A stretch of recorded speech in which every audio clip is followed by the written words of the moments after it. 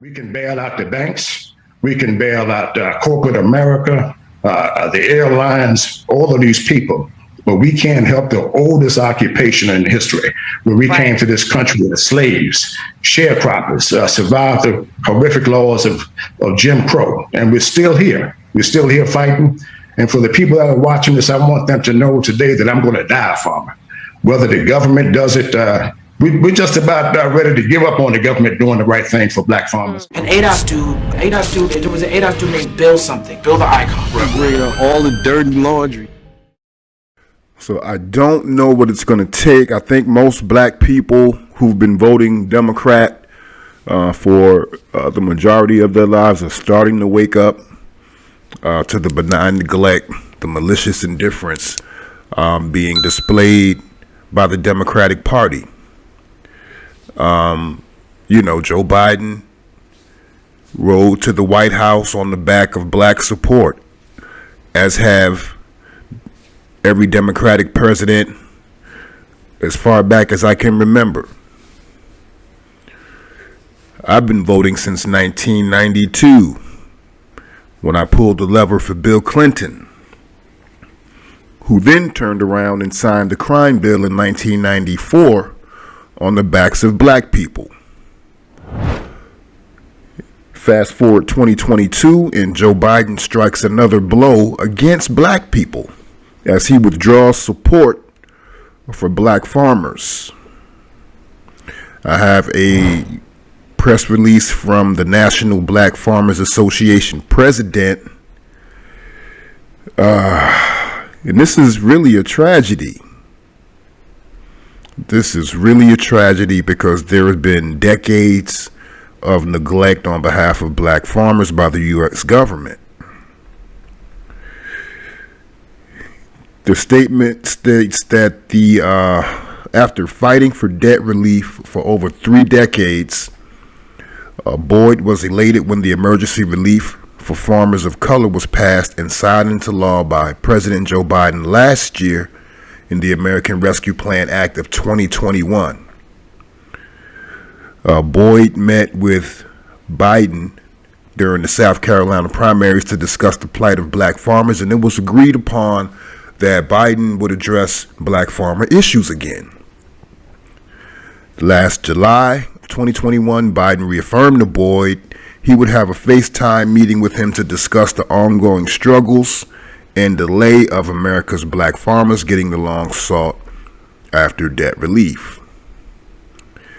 But what could be worse than having another president to overturn legislation you enacted to help black and other farmers of color during a pandemic? Repealing your own legislation to take it away while they are being served foreclosure notices in a recession with the highest record of input costs in 40 years, while sending hundreds of millions in aid to Ukraine farmers.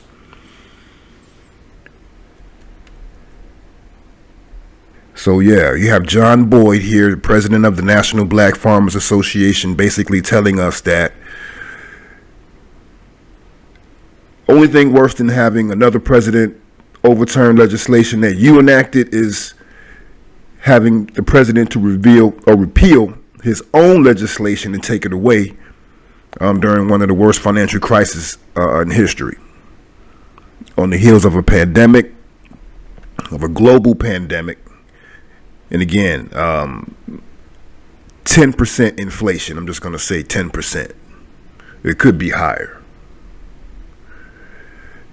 In light of the fact that hundreds of millions of dollars are being sent to the Ukraine, farmers, military, and the like. And what he's speaking about was just signed into law. It's called the Inflation Reduction Act of 2022.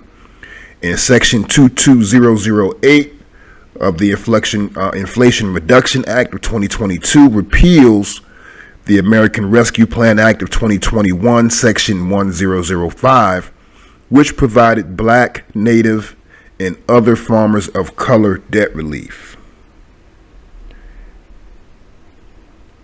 So Boyd goes on to say, I'm very, very disappointed in this legislative action. I'm prepared to fight for debt relief for Black, Native American, and other farmers of color all the way to the Supreme Court. I'm not going to stop fighting this. Discrimination at USDA against Black farmers was rampant and severe. Section 1005 loan repayment program was a necessary step towards fixing those harms.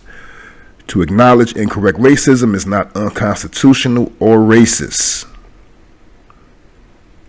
So this is where we are.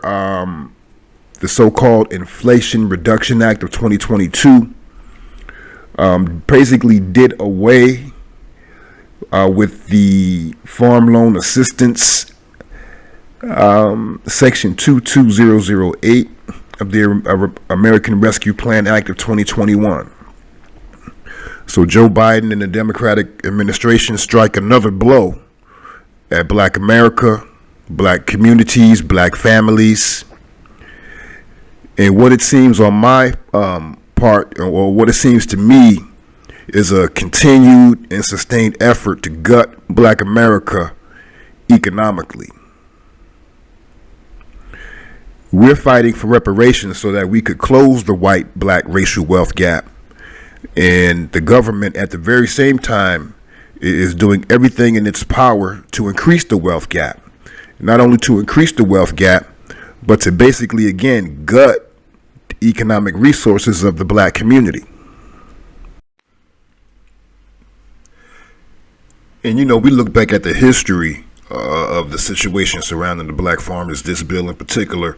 It probably was never going to see the light of day. It probably would have never come to fruition because as soon as it was passed, you had it being challenged in court by white farmers. There was a federal judge in Florida that blocked the Biden administration from distributing $4 billion in stimulus debt relief aid to socially disadvantaged farmers and ranchers over concerns that the plan discriminates against against white people. Let me give you an example of something that really bothers me. In this bill, if you're a farmer, your loan will be forgiven up to 120% of your loan, not 100%, but 120% of your loan if you're socially disadvantaged, if you're African American, some other minority. But if you're white person, if you're a white woman, no forgiveness. That's reparations. What does that got to do with COVID? Tell us what you have lost so far and what you are at risk of losing as long as this relief fund is mired in this resistance from white farmers and the banks. Well, thank you very much for having me. And as I said on your show earlier, when Senator Lindsey Graham made those comments, he should be ashamed of himself because I've been lobbying him for years about the plight of the Black farmers. We've lost millions of acres of land. We've lost our way of living, our livelihood, and the COVID relief spending bill that provided the $5 billion in debt relief, $1 billion for outreach and technical assistance, and the other $4 billion for debt relief was a 30-year-old ask from myself and others. Even as I was promised debt relief and a settlement agreement, I still didn't get it after the Secretary of Agriculture told the local and county office to provide me with debt relief. I want to let the audience know it was white farmers who got basically all of the debt relief for the 30 years I was asking Congress and the courts to provide debt relief to Black farmers. White farmers got debt relief in this country with ease, and Black farmers like myself were denied the time and time again to get debt relief in this country.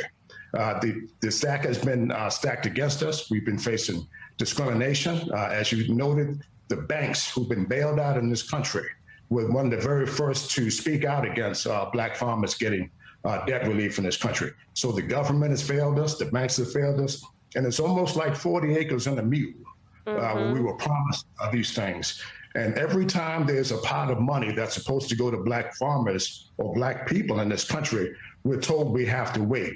Last July at the White House, I was promised a meeting by President Biden. That hasn't happened.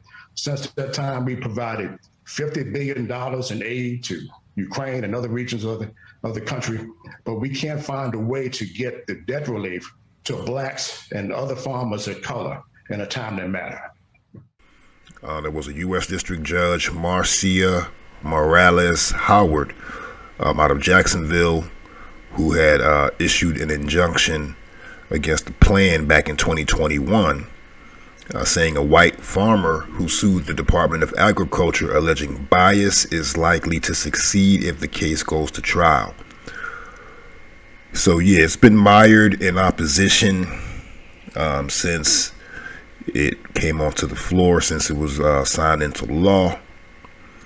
And the Biden administration, they just don't have any fight for black people. They're willing to give us lip service, symbolism, national hymns, hip hop bills, hair braiding bills, and things of that nature, but nothing that's going to increase our bottom line or to change the material circumstances of black people on the ground.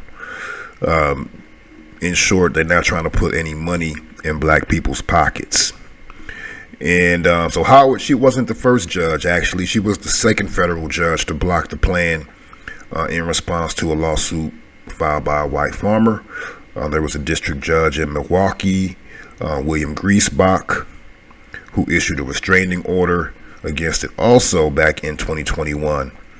A number of similar lawsuits have been filed, including one in Texas by America First Legal, a conservative legal group launched in April by former top Trump aides Stephen Miller and Mark Meadows.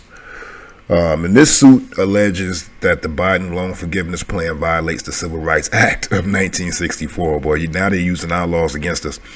The suit alleges the Biden loan forgiveness plan violates the Civil Rights Act of 1964 by discriminating against Irish, Italians, Germans, Jews, and Eastern Europeans, all favored groups who have been allowed to participate fully in whiteness.